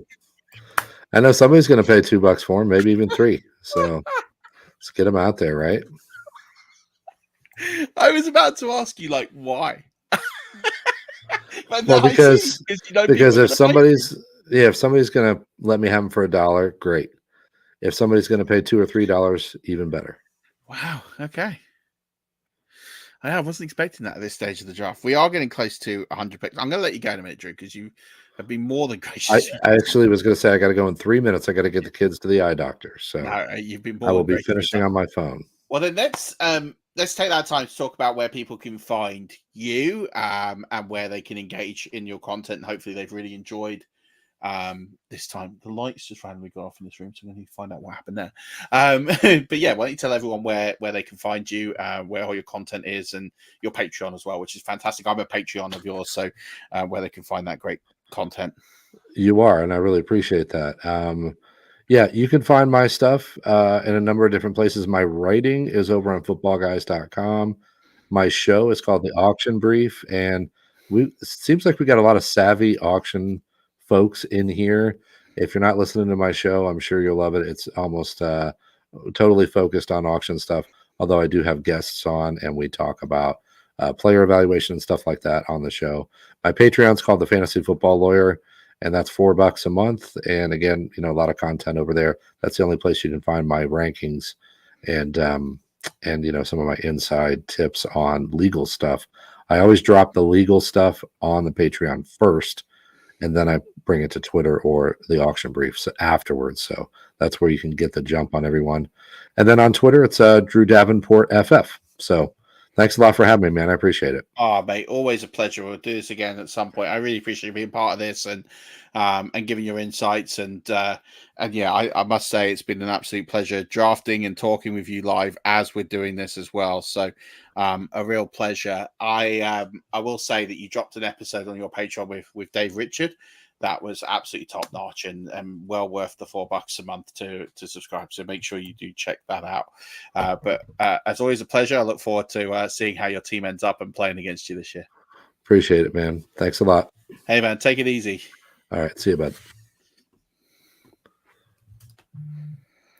All right. So you're left with me until hopefully the conclusion of this. We'll see how we get on here. Through this. So it's been a really interesting draft. We are coming up to near enough 100 picks. The final 80 will go a lot quicker than we would be pushing through. I just landed Chris Godwin. Slight overpay, but I'm good with that with my team. It does take me almost out of money. I got $12 left, but I only have a tight end at defense, and then I have my bench to fill. So I feel pretty good about where my team is structured. This team will start to this draft will start to move quite quickly through the remaining picks. I recently read them all out.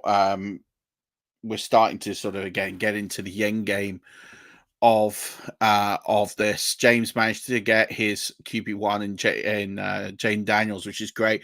So he's really cemented that team. We heard Drew's favorite teams here. So again, we are in this phase now where most of the top players are gone. There are a few There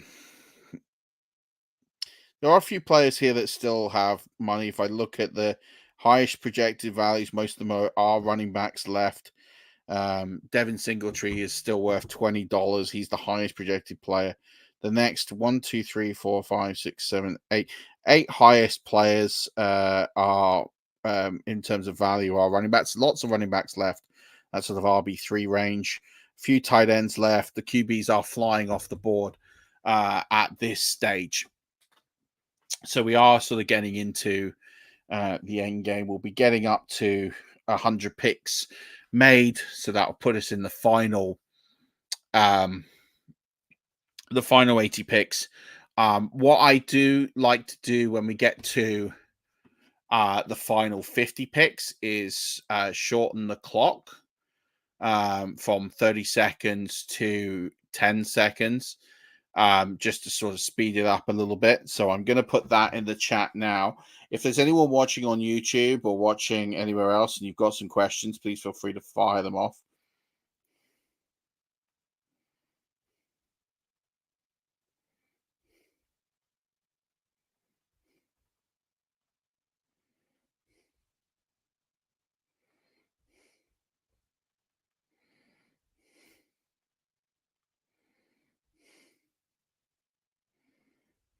Right, so I've made that notice. It just speeds up the last bit of the draft. We're all sort of drafting our benches at that stage. Everyone's going for really cheap, sort of $1 or $2. So there isn't really much left to sort of pick up on getting defenses and bench players. So shortening the clock for the final 50 picks doesn't seem to make too much of an issue here. I won't be picking for quite a while now. I've sort of maxed out my team. I do have a tight end I need to buy at some point, but I'm pretty happy with the team I've got. Probably would like to have maybe 10 more bucks in my pocket, but I'm not that unhappy with the way it's all shaped down. I'd probably spend a little bit more on Godwin and $2 more on Pittman and $4 more on Jackson. So that sort of all adds up. But I'm quite happy with how this is shaken down. If you're watching this, I want to hear your thoughts in the chat. What are your sort of favorite picks so far? What are the sort of standout teams? What would you have done differently? Would you pick an auction team next year? Is there something that you'd rather get involved in? How would you know how to do it? I'm really keen just to get a bit of comments here as I'm going through. What I might do is also just to stop the rambling, because this could go on potentially, and I'm just looking at this like another 45 minutes or so. Is I might cut the stream at about the 2-hour mark. We'll see where we are, because I'm just conscious of the fact that me talking for an hour on my own and just going through this might be a lot for some people, and we're 2 hours in, which is quite a long show. And also the light went off in my room where I'm in, and I can smell potentially a bit of smoke, so I should probably go and investigate that at some point as well. You notice I'm not always looking at the screen as I'm talking. It's because I'm sort of keeping an eye on the auction and bits going on. We just hit 100 picks made, so we'll stick around a little bit longer. We're starting to see these teams fill in, especially the teams that don't have players. We see everyone now has a quarterback starting. Everyone has the 2 running backs. Everyone has the 2 wide receivers. So we're starting to get into the end game, the final sort of 79 picks of this. Not many people have got starting spots to see. We've got, I think, no one has actually filled their team, but that's because only one defense is gone. So most teams only need sort of 1 or 2 players to fill their team. So we're now at that sort of nice in-between space of just getting to the end of the draft. If I'm looking at the players left that are sort of quite notable, as I said, mostly running back. The top wide receivers left Hollywood Brown, who's going to be out for 6 weeks, so he went for $5. Every receiver now is effectively on the hook now for just $1 as a projected. So there's not much money expected to be spent among receivers. So no top receivers left here. Still a few tight ends worth a pinch of salt going on the board. And again, we still have those running backs. Still have those running backs on the board here, expected to go. So we're seeing money be spent here. Austin Eckler just went for $7. I think that was an auto pick. The guy in seat 1 who occasionally goes in auto, he did drop a message in the chat to say he's in a holiday, so he's got spotty reception, and that's proving it to be a little bit difficult for him. So hey, those things happen. I'm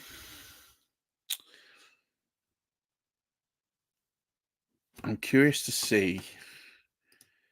There's no more comments. I was hoping we'd get a few more comments. We've had like over 1,000 people on the stream, which is just amazing to see. And thank you so much for the support. So while the screen's up and we're going through, I'll go through some, I guess, pseudo housekeeping. The listener leagues, I talked about them earlier. Still 3 spots in our listener leagues. So we had over 160 at the start of this. We're down to just 3. That's in a tiered PPR, so different points per PPR. So find it on our Twitter. You'll see it should be our most recent posts, the form to fill that in. It'd be great to have you and great to have you play alongside and be part of our community. Prize to the winner, which is a custom t-shirt and a spot in our Champion of Champions.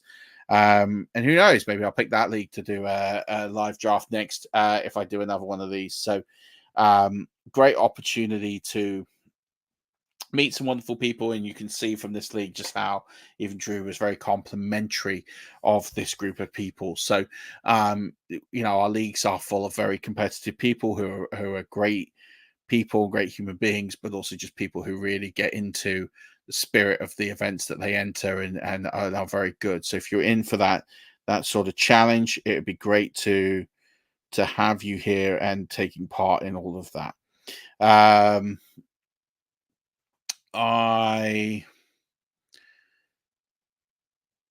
So we've got that. The next milestone, if we fill those 3 spots, we will get to £7,000 donated for Crohn's and Colitis UK.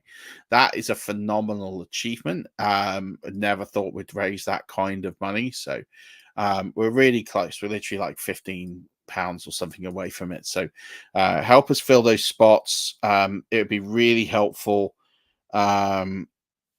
to us for that, and it will really allow us to celebrate in style that ability to have raised a lot of money for a condition that's affected my life, my wife's life, and lots of people as well. So please do give generously. Please do join in. Again, £6.50 per league, so per team. So just 3 spots left. It'd be great to have you there for that. It'd mean the world to me for you to donate to this cause and to play along, and I look forward to playing with everyone. So help us fill this league. Hopefully we'll fill it really, really soon. I've entered, I sent a tweet today about pros, Joes with pros. So you have the ability, or pros with Joes, the ability to play with me. We're raising money for Crohn's and Colitis Foundation, who are actually based in New York, because it's an American organization, American charity contest. So they asked that we do an American charity, so that's fine. So same principle.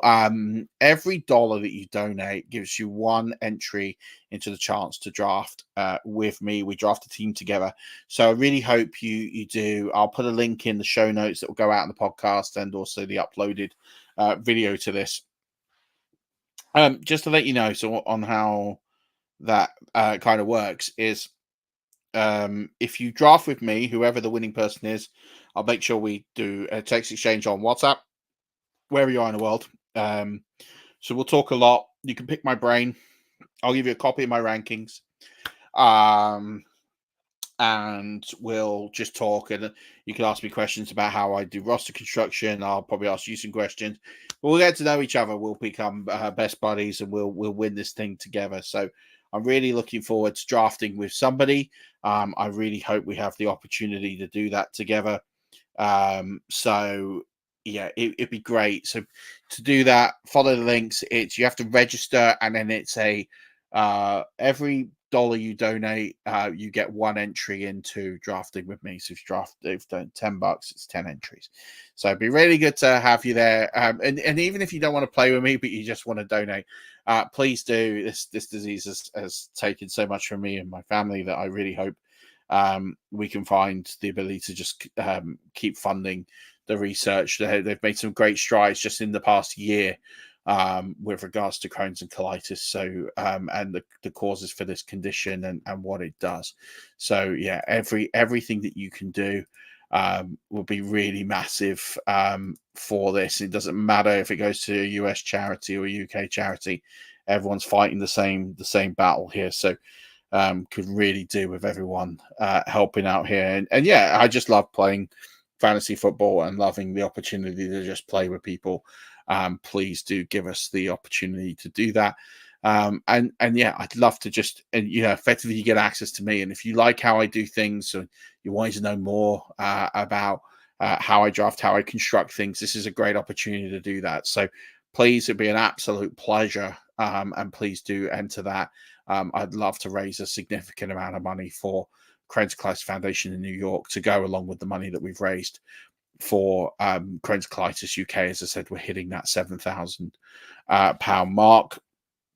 Listener leagues are all either in flight or they all have dates ready to go for that. So you'll have the opportunity to draft if you're in them already quite soon. There's been some monster bids in terms of their relative value so far in this draft in the recent picks. Jonathan Brooks went for $16. Jameson Williams $12, Brian Thomas $13, Christian Watson $13. And so the current state of play here, looking at dollar amounts, are these are dollar amounts remaining: $8, $9, $59. That's Ben, who's got loads of money left, but he's starting to fill in the draft.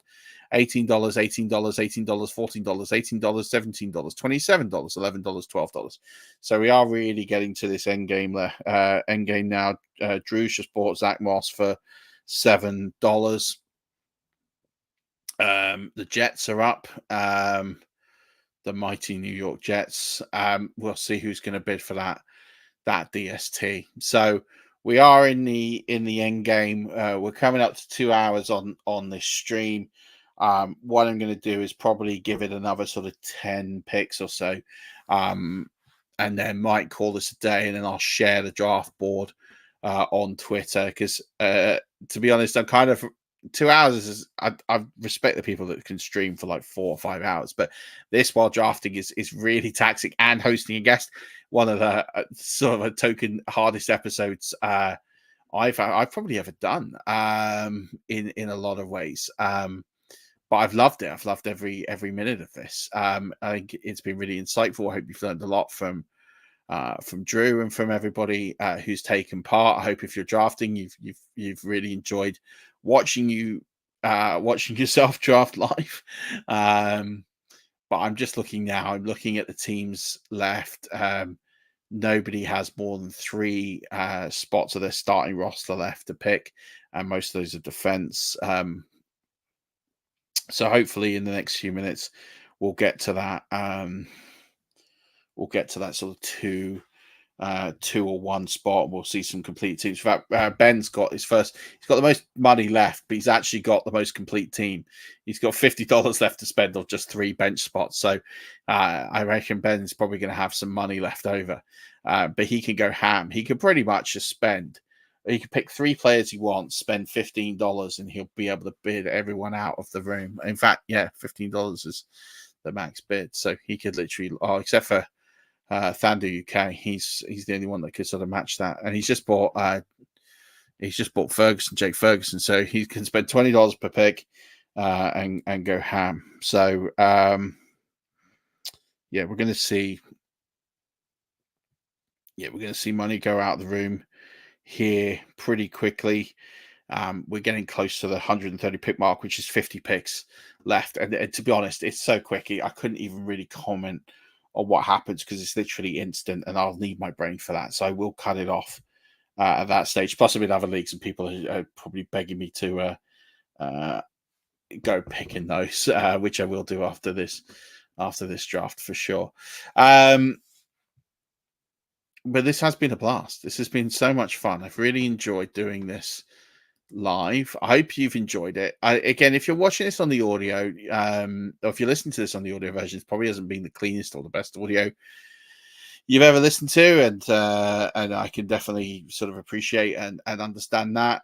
This is definitely more a video show. Hopefully, you've popped over to the video and watched it, and hopefully you've listened to it. You've seen this as a live draft, and you get the views from there, because I think that you'll get a lot of value out of watching this back and learning a lot. And hopefully you take away from this video the opportunity to say, hey, that looks really good. I really want to do an auction draft. And let's try and work out a way that we do an auction draft in person for more people next year. I think that would just be amazing. And I think it's something that we need to make happen. And let's get auction drafting really sort of going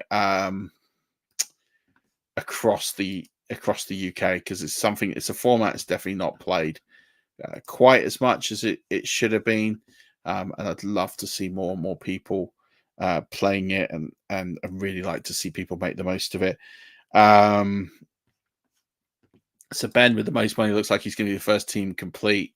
I've got to nominate a player now, so I didn't get it in time, so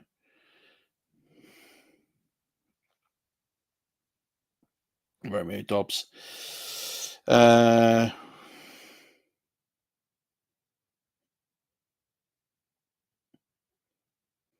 seeing where we are. I'll get lots of tags. Yeah, so we're nearly 120 picks in. So I think when we get to just over 120 picks, I'll do a final summary, and then I'll let this go. We're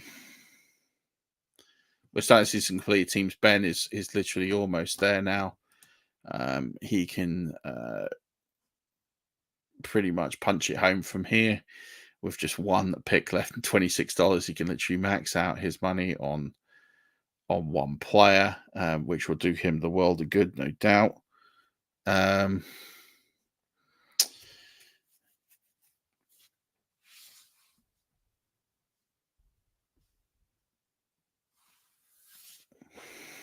Sorry, I'm just bidding on a player, so I might go quiet for a second. Didn't get him. Dalton Schultz. That's fine. I have Dalton Schultz everywhere, so it's probably not a bad thing. Spread the portfolio. You've seen more and more teams filled in now. I'm the only one without a tie end. standard Murf protocol there.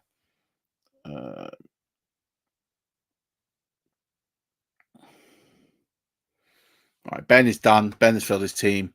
He just went with Courtland Sutton, spent his money, and he got there in the end and got Courtland Sutton to fill his team. So Ben is the first one done with his team, which is Joe Burrow, Travis Etienne, Zamir White, George Pickens, Jane Reed, Brock Bowers, Keane Coleman, Jameson Williams, Brian Thomas, the Jets, Tua, Tajay Spears, Jake Ferguson, Jalen Warren. He's got these two sort of high upside running back guys, which I love to go with his RBs. It's a good. And then Courtland Sutton. So yeah, big amount he's in now. But he's filled that team. He spent most of his money, so fair play to him on that. Yeah, some teams are a bit short on money here at this stage. We are 119 picks, so this will be pick 120. I feel this would be a good point to end the draft. I'm going to give you the view of the board. I'm not going to read out all the picks because I've read them several times, and that's probably not the best audio, but you can see here, that's the starting lineups. Again, I'm the only one without a tight end, so everyone's pretty much filled in their entire team except for their DSTs. Matt's got a couple of bench of flex spots to go. A couple of flex spots need to be filled in per team, but everyone's pretty much there on their teams. But we are pretty much there. The money is getting spent now as we're going down the stretch on these final players. A big bidding war on Brian Robinson Jr., which is almost the perfect place to sign off as one of my sort of late round guys that you can draft. At the moment, he is going for $13. His projected amount is 12. So it's actually kind of on the money, so it's not a bad spot to go. But that is, if I look now, it's 123 players gone. So that is almost everybody drafted. That gives me time to go and make that correction as well. So I'm going to call it a day here. I'm going to stop sharing the draft. I hope you've all really enjoyed this show. It's been a phenomenal one to do. It's been over 2 hours long. So thank you so much for tuning in. Thank you so much for the interaction. Thank you so much to Drew, who has made this a great time. I'm sorry about the fuzzy picture now, but the light, as I mentioned, went. I better go investigate what has happened there. So thank you so much for joining in on this incredible stream. It's going to take for about 10 years to download, so I'm going to have to sit here and finish the draft off. Rush Nation, I'll be back with the morning show. I know it's been a bit sporadic at school holidays, so hope you can all apologize and live with me for that. I'm going to go and finish this auction. I'll post the draft results tomorrow. But until then, Rush Nation, don't forget, as always, you know what I'm going to say, don't you? No? I was waiting for you all to say it. But yeah, as always, keep rushing.